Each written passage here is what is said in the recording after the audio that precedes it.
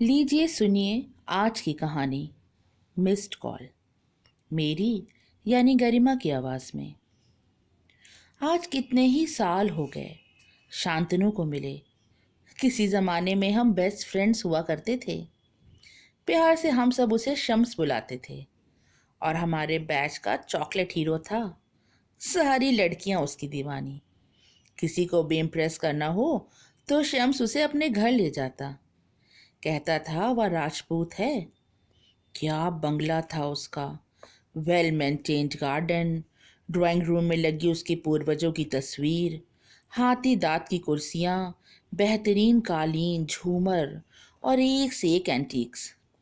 हम सब उसके घर जाते तो उसके डैड की बंदूक लेकर फ़ोटो ज़रूर खिंचवाते।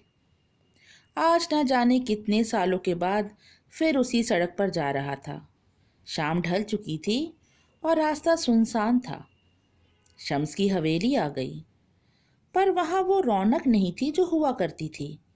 बगीचे की क्यारियों में झाड़ की तरह पौधे लगे थे, फूल निराशतों से लटके हुए, पीला धीमा प्रकाश।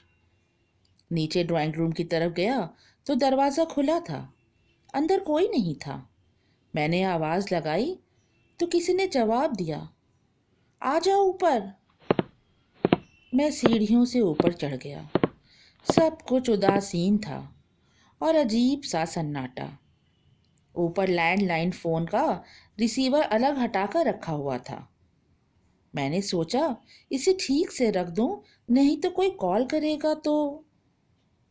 जैसे ही मैंने रिसीवर रखा तो फ़ोन की घंटी बज गई। मैं सोच में पड़ गया कि क्या करूं।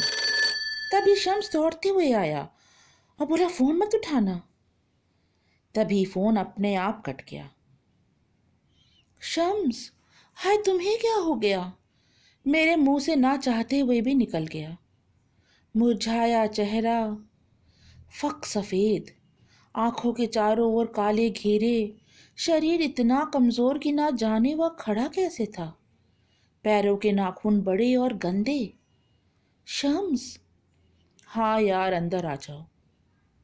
मैं अंदर उसके कमरे में गया। कमरा बेतरतीब बिखरा हुआ, खिड़कियां बंद। कमरे की सफाई ना जाने कब से नहीं हुई थी। दीवारों पे ना जाने क्या क्या लिख रखा था। शायद कुछ तारीखें थीं। अच्छा लगा तुम आ गए। सारे दोस्तों ने तो मिलना जोलना ही छोड़ दिया है मुझसे। तभी दरवाजे पर कोई खटखटाता है। शम्स चौंक जाता है। खोलना मत, खोलना मत। पर क्यों? मैंने दरवाज़ा खोलते हुए पूछा। सामने आंटी खड़ी थी। उन्हें देखकर लगता था कि उम्र से 20 साल बड़ी हो गई हैं। क्या रौब था उनका। Bob cut hairs, high heels, चौड़े बॉर्डर की साड़ी। आंटी को हमेशा टिप टू टॉप बिल्कुल परफेक्ट देखा था। पर आज खिचड़ी बाल ढीले बिखरे हुए, एक ढीली ढाली सी नाइटी पहने, पैरों में हवाई चप्पल, हाथों में बेमेल चूड़ियाँ, चेहरे पे मायूस मुस्कान। अच्छा किया जो मिलने आ गए बेटा। पर आंटी, शम्स को क्या हुआ है? आओ मेरे रूम में आ जाओ। मैं बगल के कमरे में गया। आंटी ने कहना शुरू किया, क्या बताऊं बेटा, तुम्हारे ही कॉलेज की एक लड़की थी प्रिया, तुम लोग से जूनियर, बहुत सीधी सादी थी। घर भी आई थी एक दो बार। शम्स की बहुत अच्छी दोस्त थी। गरीब घर से थी, पर पैसे पर नज़र नहीं थी उसकी। उसकी अचानक ना जाने शम्स को क्या हो गया, उससे दोस्ती तोड़ दी। कहने लगा कि वो हमारे स्टेटस की नहीं है, कंपैटिबिलिटी नहीं है हमारी। फिर क्या हुआ पता नहीं, पर कुछ ही दिनों के बाद उसकी डेथ हो गई। प्रिया के मरने के बाद शम्स बिल्कुल पागलों जैसा हो गया। दरवाज़ा बंद नहीं करने देता, कमरे में किसी को आने नहीं देता, अपना मोबाइल भी यूज़ नहीं करता, ना ठीक से खाता है ना नहाता है। वी आर वेरी वरीड बेटा। साइकेट्रिक ट्रीटमेंट भी कराया, पर दवाई नहीं खाता था। रात रात भर सोता नहीं है। कभी कभी लगता है कि हम उसे खो देंगे। मैं सुनकर दंग रह गया।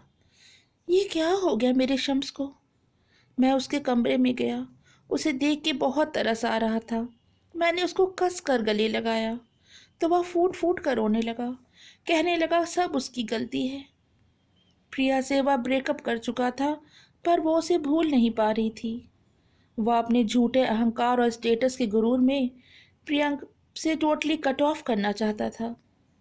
प्रिया के कॉल्स का आंसर नहीं करता था। फिर एक रात प्रिया लगातार कॉल्स कर रही थी, पर वो कॉल को डिस्कनेक्ट कर रहा था। 40 बार कॉल किया था प्रिया ने। अंत में शम्स ने मोबाइल स्विच ऑफ कर दिया और प्रिया का नंबर मिस्ड कॉल के नाम से सेव कर दिया था। अगले दिन जब वह जिम के लिए निकला तो उसे मालूम पड़ा कि एक रात पहले ही प्रिया की डेथ एक एक्सीडेंट में हो गई और उसकी आखिरी इच्छा थी कि वह एक बार शम्स से बात कर सके, पर उसका फ़ोन नहीं उठा। शम्स के दोस्तों ने भी उससे कट ऑफ कर लिया, पर तब भी शम्स को कोई खास अफसोस नहीं हुआ था। परेशानी तो तब शुरू हुई जब उसके मोबाइल पर मिस्ड कॉल के नाम से कॉल्स आने लगीं। वह नंबर चाहे डिलीट कर दे या फिर ब्लॉक कर दे, फिर भी कॉल्स आती। पुलिस कंप्लेन भी की, एफआईआर की।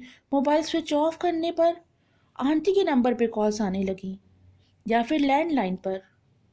उसने सारे फ़ोन बंद कर दिए तो दरवाजे पर खटखटाने की आवाज़ आने लगी और फिर खिड़कियों पर भी। इस बात को बीते 5 साल हो चुके हैं। शम्स लगभग पागल हो चुका है। मैं क्या करूं? कुछ समझ नहीं पा रहा था। मैंने शम्स की कहा कि वो तहे दिल से प्रिया से माफ़ी मांगे जब तक उसकी आंखें पश्चाताप के आंसू से छलक ना जाएं, और अपना अच्छा साइकेट्रिक ट्रीटमेंट कराए और दवाइयाँ टाइम पर ले और जितना हो सके आंटी के साथ रहे। फिर मैं उसे अपने साथ बाहर लेकर गया। हम प्रिया के घर गए। शम्स ने अंकल आंटी से रो रो कर माफ़ी मांगी। वे उतने नाराज़ नहीं थे उससे। वहीं प्रिया की तस्वीर लगी थी। वह सच बहुत प्यारी थी दिखने में। मैंने मन ही मन उससे प्रार्थना की कि वो मेरे दोस्त को माफ़ कर दे। अभी आप सुन रहे थे मेरे द्वारा लिखी कहानी मिस्ड कॉल। कहानी अच्छी लगी हो तो लाइक करें और ऐसे ही दिलचस्प कहानियाँ सुनने के लिए चैनल को सब्सक्राइब करें। Bye for now.